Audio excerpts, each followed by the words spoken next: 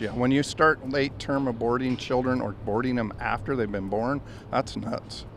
Aborting them after they've been born? Yes.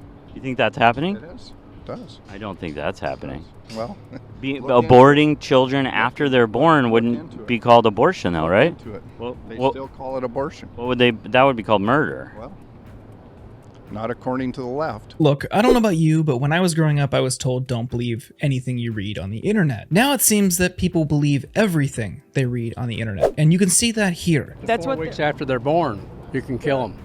I'm sorry, I gotta take a moment here. You're saying that in California you can kill a newborn baby up to 4 weeks until after it's born? Absolutely. That's not true. That is true. That's not true. That's the law in the last year or two. That is not true.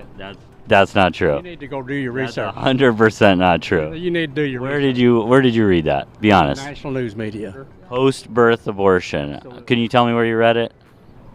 It's been a while. I've read it so many places I can't name them all, no. It's hard to name them all right now.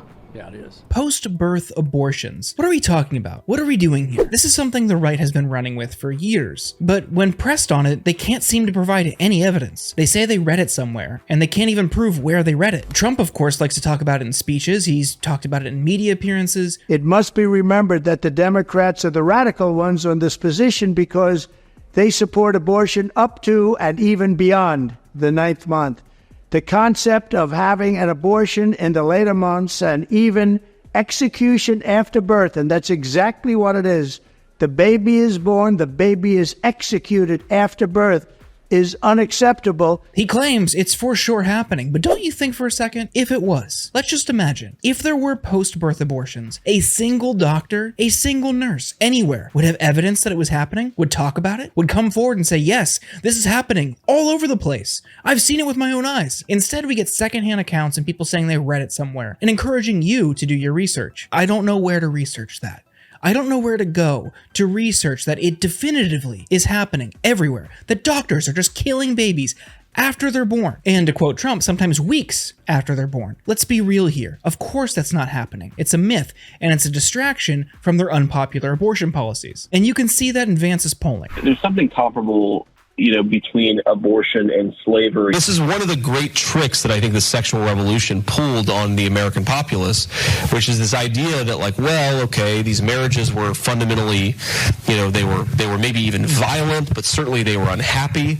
And so getting rid of them and making it easier for people to shift spouses like they change their underwear, that's going to make people happier in the long term. I certainly would like abortion to be illegal nationally. Let's say Roe versus Wade is overruled.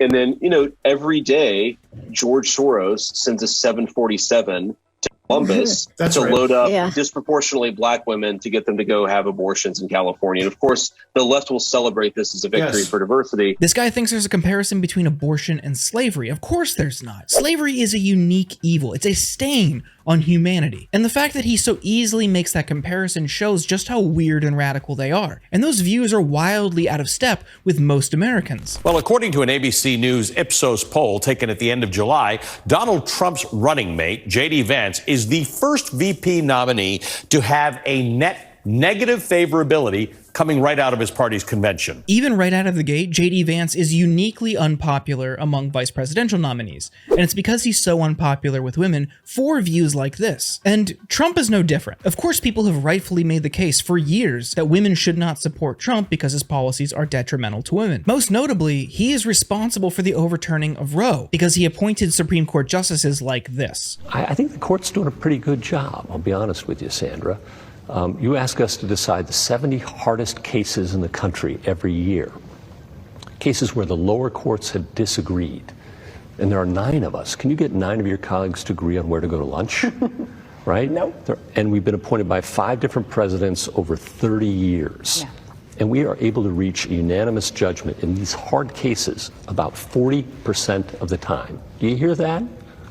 Now, that's the same figure as it was in about 1945 when Franklin Roosevelt had appointed 8 of the 9 justices of the Supreme Court. For a court that is supposed to be impartial and look at cases objectively, going on the most partisan cable network in the country does really undermine that whole sentiment. And these MAGA justices are the same ones that are pushing back against any ethics reform for the court. Even the possibility of a code of ethics for the Supreme Court is driving them to anger. And again, these are the same justices who are accepting millions of dollars in gifts from billionaires. These are people who have a direct stake in the outcome of cases, and they're effectively being bribed. You have a stronger code of ethics for a dog warden than the Supreme Court. How much further does the corruption problem need to fester at the Supreme Court before somebody on the right finally recognizes there is a problem here? But of course they won't, because right now it's set up that they'll have a 6-3 majority, maybe even 7-2 or worse if Trump wins, for the remainder of their lifetimes. And on the Supreme Court, they do just the bare minimum to appear to the casual observer that they are an impartial body. The U.S. Supreme Court now refusing to delay former President Trump's sentencing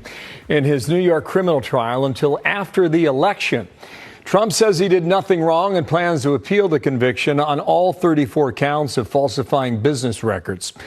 He is facing possible prison time or a fine at the sentencing, now set for the 18th of September, so a little more than a month from now. We'll keep track of that. So just this week, they refused to delay sentencing in his Manhattan criminal case. He wanted it pushed until after the election. And of course, that is a super specific, hyper-partisan move that they could have indulged, but they opted not to. And it's moments like this where it just gives a little bit of credence to the court, and you'll say, okay, well, sure, Trump took an L there. And then you look at everything else they've given him, from immunity to completely overhauling the regulatory state to ballot access. Those are colossal wins that help further his legitimacy as a corrupt politician. So while some people might be celebrating that this isn't delayed, it kind of pales in comparison. We need to be honest with ourselves and with each other about what we want the country to look like, how we want our system to work, and how we want our Supreme Court to behave. Because a system where the powerful are not held to account, and that includes Supreme Court justices, only guarantees a future where the corrupt run amok, where misinformation like post-birth abortion flourishes. And not only that, it's how Republicans govern under a false premise. And they use that type of language and that misinformation to further regulate people's bodies, to take away your freedoms, to deny you of your rights, and ultimately to destroy democracy.